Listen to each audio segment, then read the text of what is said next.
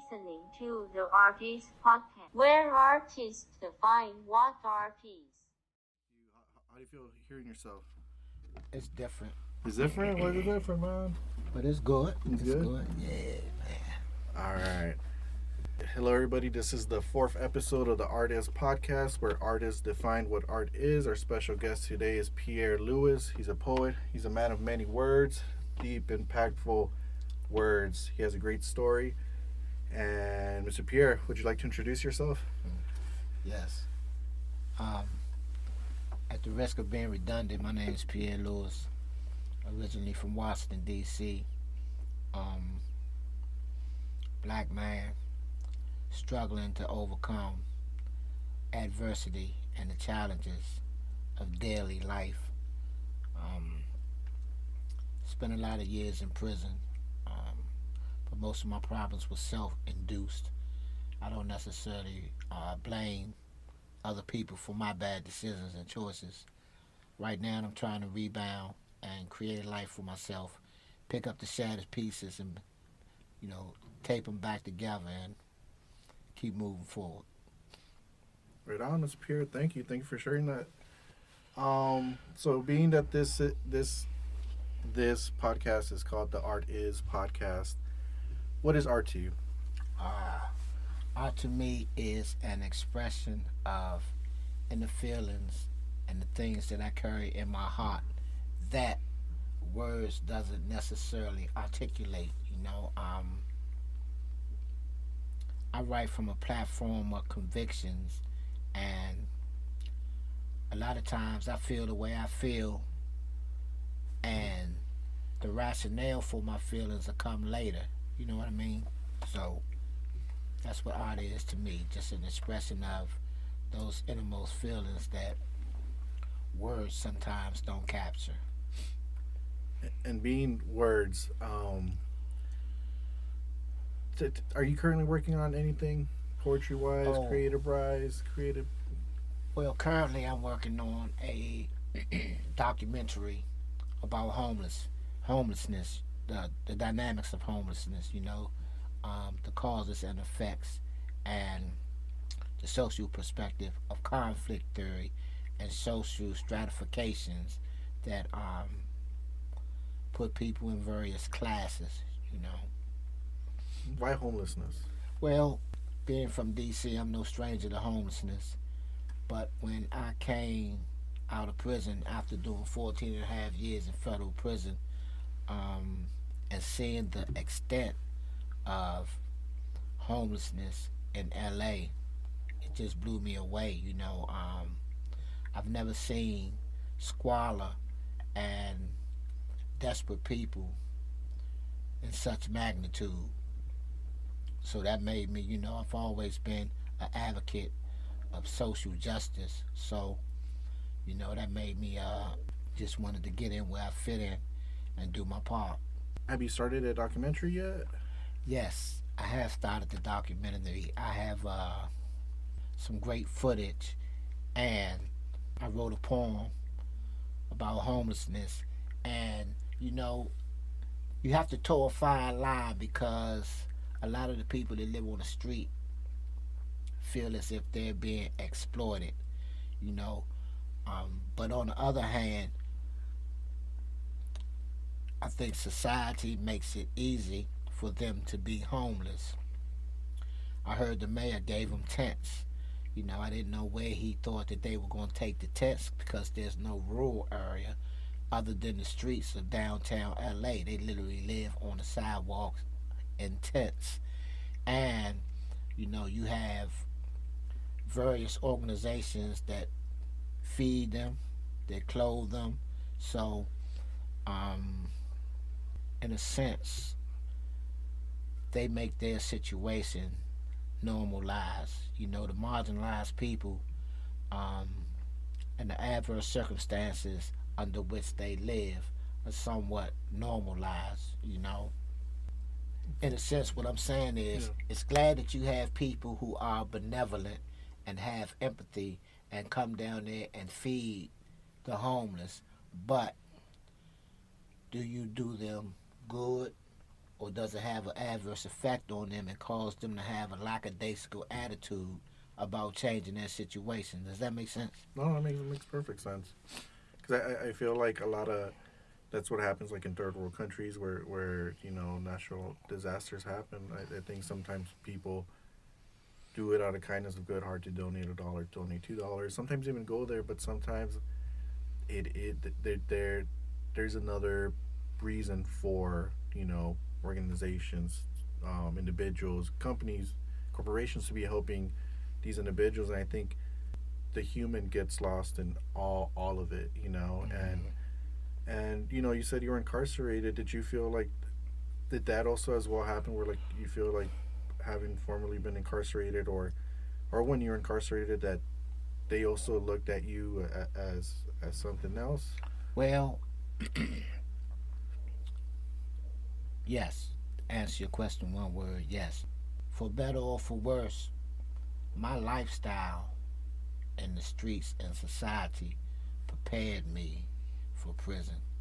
It was a natural transition, almost like a rite of passage. I'm sure you heard that expression before. And, coming out of prison after serving 14 and a half years, I think that the system is designed for me to fail. I've been out for a little more than a year, a few weeks more than a year, and it's been a constant struggle. But I'm steadfast in my belief that I have what it takes to be successful. And to just grow and take advantage. Since I've been out, I've taken advantage of every reentry program that I could find, because I understood that I needed help, I needed assistance, I needed guidance, and every little bit helps. Your words, your writing, um, now you're transcending that message into video, into images. I want to know like when was it that you first started writing and like what drew you to write, you know? Well, my writing ability is inherent. My father is a writer. He's a renowned songwriter. He has like four number one hits, and I started writing, because I couldn't talk. I couldn't articulate what I felt inside, so I picked up a pen one day and started writing a poem. And when I finished, I saw the promise in that poem, and that was in 1978. So I've been writing ever since. I'm a man of many talents. I'm also working on a screenplay, and I wrote a small poetry book, self-published a small poetry book before I came home from prison. So I'm just trying to do the backstroke until I can swim. Just stay afloat Okay. without sinking. Without thinking. And that poetry book you wrote, can you describe it? Can you give us the process of it, how it happened? And at the end, can you like give us a little piece of something you've written? Of course I can. Um, I wanted to see the fruits of my labors, and um, I think the gem in my small publication is my preface, and my preface is an open letter to at-risk youth, explaining to them that everything that glitters isn't gold, and even though you may be successful temporarily by breaking the law, that it won't last forever, and eventually, you'll end up like me and where I am. There's only two places that a life of crime will lead you: in prison or death. Actually, I think prison saved me from death, so um, that was the impetus for my choice of creating the book. Ultimately, my goal is to work with at risk youth, the mental at risk youth. You know, um, to try to change the trajectory of their lives, you know. So you got to think. I started stealing when I was 6. I started smoking weed and drinking at 8. At 15, I was strung out on heroin, and I was in and out of juvenile institutions before I graduated and went to a penitentiary. So, um, the poem I want to recite is called Dear Mama,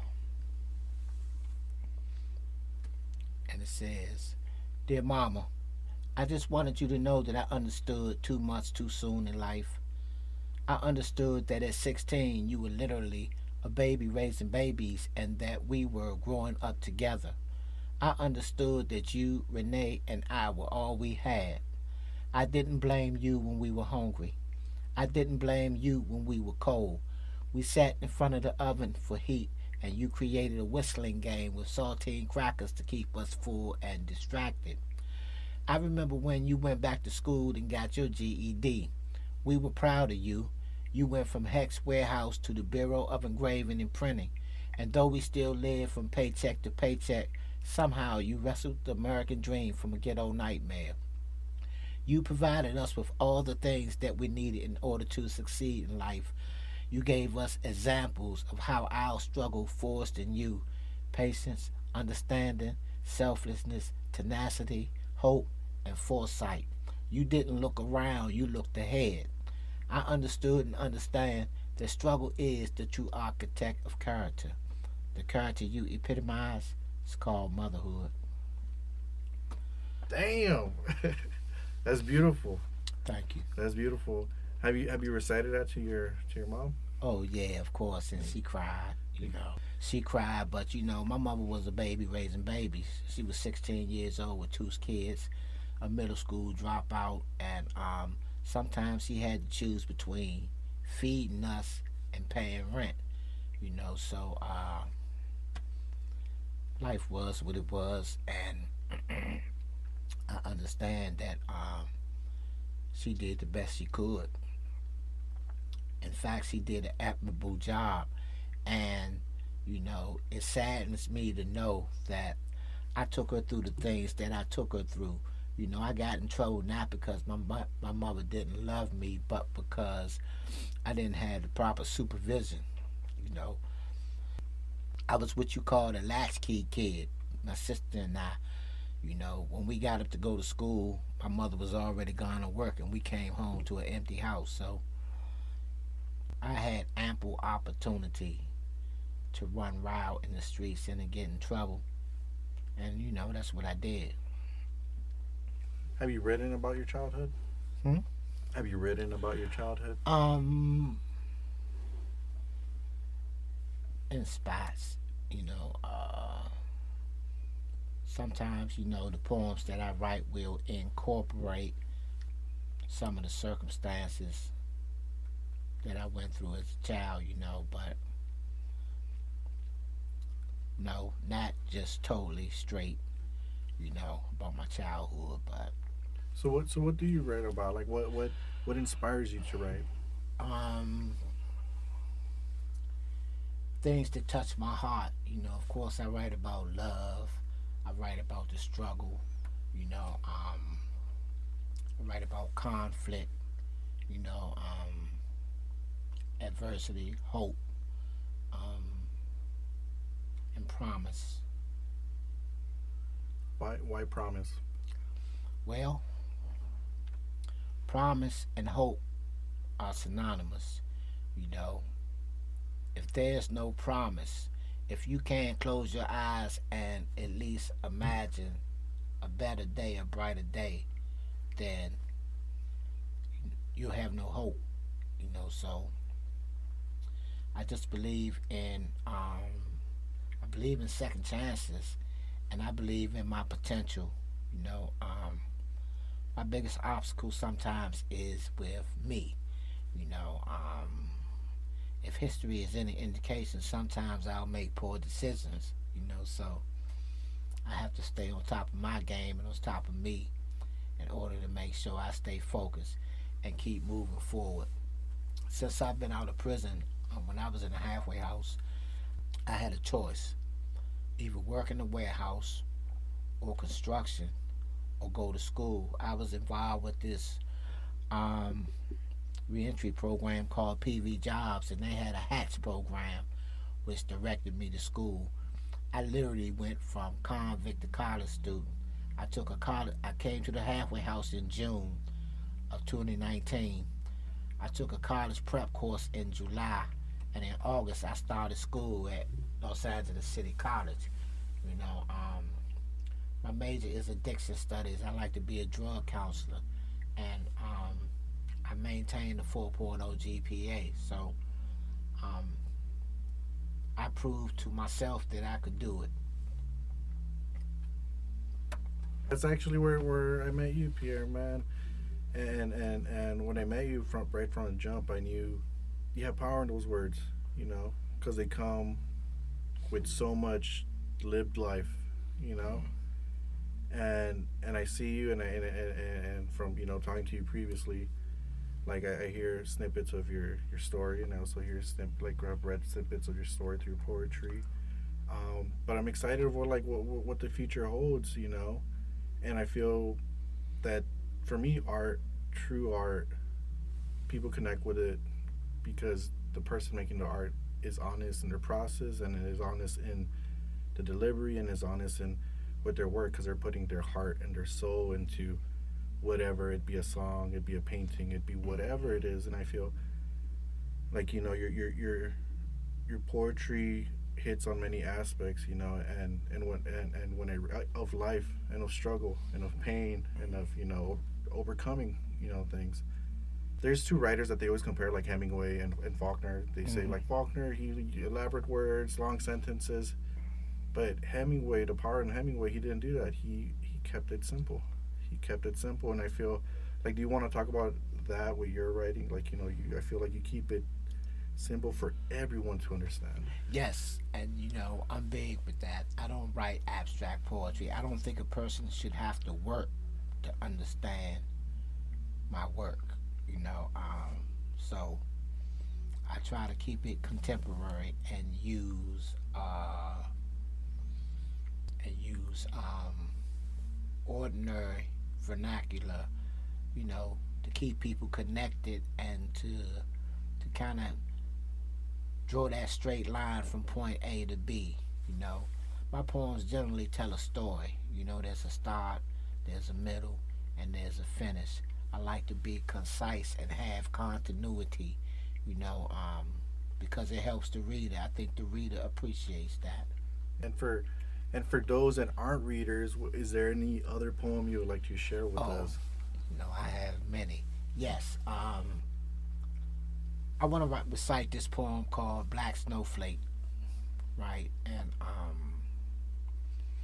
to give a brief bio, I was getting ready to start trial for murder, and a friend of mine came to see me, and she said, "Baby, I'm scared. I can't sleep. I can't eat. I can't drive. I can't think." She said, "I'm a nervous wreck." And then she looked at me sideways and said, "I wish I could be like you. You're so brave and courageous, and I admire you for your strength and your resilience." So when I went back to my cell after the visit, I wrote the poem, Black Snowflake, and it says, "I never meant to shatter or vandalize your pristine image of me. Above all, I once said that I espouse the truth. Some days I am weak and don't want to continue. Every hour is a struggle, and sometimes I feel, what's the use? Time has blurred and merged together. Months and years conspire to form a collage. Surrounded by madmen and misfits of either stone or feathers, I retreat into myself to deflect the barrage. I love you for a multitude of reasons. Yes, I'm afraid some of which you have never heard. Love can oftentimes be an abstract entity, defying conventional wisdom, logic, or even spoken words. We live in this world of constant confusion, alphabetical viruses, bullshit, and disease, full blown. The world is a ghetto, or is that just another dysfunctional conclusion? Is our demise from fate or ramifications of all assault thrown? Every night in my cage on bended knees I pray. Forgive me my indiscretions and mistakes. do I damage the image? Because in truth, I am afraid. Instead of tears, I said these black snowflakes. Man, man. I'm gonna give it. Let the listeners, say what they think. Like, please comment. Please let Mr. Pierre know what you guys think. Because I think our poetry is great. Mm-hmm. I think because it the whole abstraction. I've never been too much of a big fan of like abstract poetry. It's beautiful in its way, but it's just not my cup of tea. But so as a writer, what challenges do you face? Um, Sometimes I get writer's block, and mentally, I'm just not able to connect the dots. Um, Sometimes I'm overwhelmed with um, too many things going on at one time, so I can't focus. You know, um, I can't write what I don't feel. So if my feelings are scattered, you know, I'm not able to focus. But when I do focus, I'm committed to what I do. I believe in my potential, and I know that if I am true to art, art will be true to me. You know, Did you always have that feeling, or did you? that art will be true to me.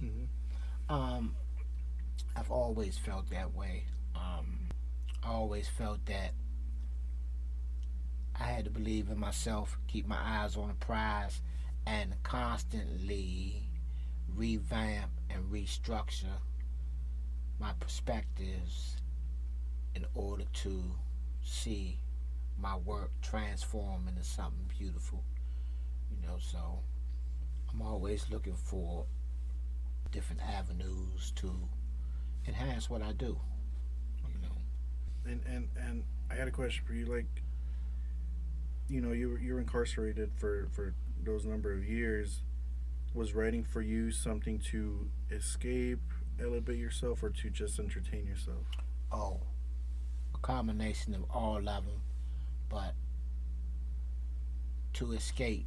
When I needed to escape, I went to writing. When I needed to be entertained, I went to writing. When I needed to be elevated and enlightened, I went to writing. So um, writing has served a number of purposes for me. That's my go-to place. And when I'm there, I feel like MC Hammer. You can't touch this. So yeah, writing is my everything. I don't think I could live metaphorically without a pen and a piece of paper. You know, it's something that I have to have So you constantly carry a pen and piece of paper with you most times. most times? Yeah. All right. And you are also not just a man of words. You're also a boxer. I used to fight. You used to You know. fight? Okay. Yeah. So what is more powerful than the sword or the pen? It depends on the form. You know. Niccolo Machiavelli said there's two ways of fighting. One is the way of man. The other is the way of the beast. So depends on which form you in. You know, is there any writers you look to for inspiration? Um, it's a lot of writers that I have admired. Um, Park being one of them. His rhyme schemes was out of this world. So, and the contents and context of what he produced, right? I don't think there'll ever be another like him. You know, Okay. What was the most difficult part of your life, Pierre? it's still evolving. So, you know, I I truly believe this struggle is the true architect of character, and despite what life throws at me, curveballs, sinkers, slider, fastball, whatever, you know, um, I have to be ready to hit that pitch, you know. So I expect to struggle on a daily basis, you know, um, extrinsically and intrinsically. I expect to struggle, but I just have to be secure in the knowledge that as long as I'm steadfast in my belief in me and my potential in a higher power, things will get better. So have you ever, and you're talking about a higher power, have you ever felt that that higher power has communicated with you through your words? Oh, um, my higher power has communicated and does communicate with me on a daily basis. I'm guided by it. Okay. Can you talk to us more a little bit about your documentary that you're making? Um, yes, I can. The homeless situation has occurred not by chance, but by design. I believe that LA's homeless situation or homeless population or most populous homeless population is called Skid Row. But there's a Skid Row in every city, in every state in these United States, and I just don't think it's by chance that, you know, the situation is as dire as it is. I think it's by design. Um, if you asking me, do I have the answers? Of course not. I really don't. Um, and I truly believe that it'll get worse before it gets better. You know, um, we live in this system of free enterprise, and in some respects, it's good,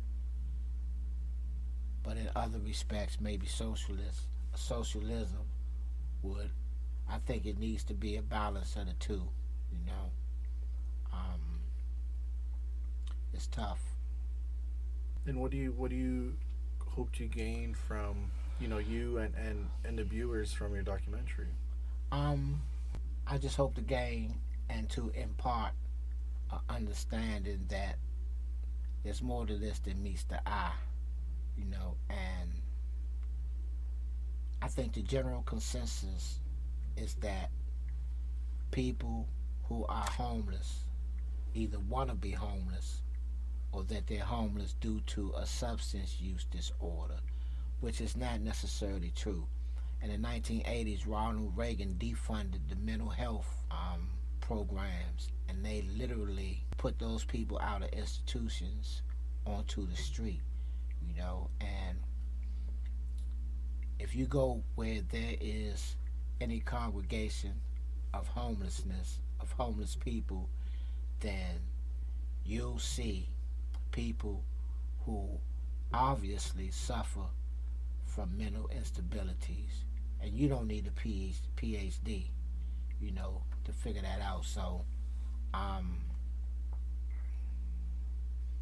don't have the answer. And you've written a poem. You recited once about just that. Yeah. Would you care to share it? Yeah, it's called Paradise Lost. And I called my documentary Paradise Lost because, you know, you have people from Central America that walks from Guatemala, El Salvador to these shores, to try to come to this country just to better their life. All of them not rapists and thieves and murderers. But and you had Cubans, who will throw a raft in the Atlantic Ocean and try to pedal to the United States, you know, to better their life. And so that represents paradise. But when you go to Skid Row and look at the suffering and, you know, the lack of hope, and that's paradise lost. Okay, so it says, why do people have to live like this? Every stretch of the sidewalk is a petri dish. Every face has a story, and each litany a twist. Do they ever take the time to stop and reminisce of families coming together to celebrate holidays, birthday cakes, Christmas trees, and cartoon PJs? Of tag, hide and seek, and maybe Simon said that they would stumble and mumble, classified as living dead. Her sign read sex for food, but she had no takers. She tried the butcher, the baker, and even the homeless maker. Alone and ashamed, her pain would not abate. So to ease her troubled mind, she started to self-medicate. One day, during her trek, she came across a dealer's stash. She knew no moderation. God closed her eyes and she found peace at last. In this land of free enterprise, Skid Row depicts the cost. Some say it's all milk and honey, but for others, paradise lost. Deep, man. Did you write that in Skid Row, or were you were like how? What was I wrote that in my book. you wrote that? And so how was it? You just like you had just passed by Skid Row, or what like what? Because I want to get into like that as a writer myself. I'm interested in people's process of how they write and what inspires them and what it is. So how was that? You know, I go to Skid Row from time to time and just take in the perspective. You know, I see people and I look at them and I know that behind each person there's a story. And I truly believe that people aren't homeless because they choose to be. You know, there's an underlying story behind each situation, and it's been normalized, and the people have been marginalized, and it's hopeless. It's a hopeless situation. It fills me with despair to see people, you know, laying on the sidewalk, not on cardboard, but actually on the sidewalk. You know, I was downtown yesterday, as a matter of fact, and I saw a guy with no shoes on, and his feet looked like asphalt. And I immediately started looking around for a shoe store where I can at least buy him a pair of slippers or something. But when I said something to him, I can tell that he was mentally unstable, and he never responded to me. But that's the empathy in me, you know. I do what I can when I can, you know. And that's people should do more, but people can only do what they can, and sometimes that goes a long way. It's a shame, like you're talking about, Ronald Reagan having to cut all those programs, because we're still feeling the effects of his decision 30 years ago, 30 some years ago. Closer to 40. 40, yeah. And ironically, Ronald Reagan suffered from a debilitating mental disease. He did. Poetic justice. Poetic justice, yeah. Damn. It's crazy how the world and the universe works, Yeah. It's called karma. Karma, yeah. And just easily as you can be in your glory, you can easily fall from it, I always ask all my guests, I've always asked this, like, if you could give advice to your and I want to ask too your younger self and yourself as a writer, what advice would you give to yourself? My younger self, I would say simply understand that in its infinite wisdom, the powers that be, the Creator, gave us two ears and one mouth, so we should listen twice as much as we speak and be willing to take instruction from those who have experiential knowledge about life. We're not born with an instruction manual.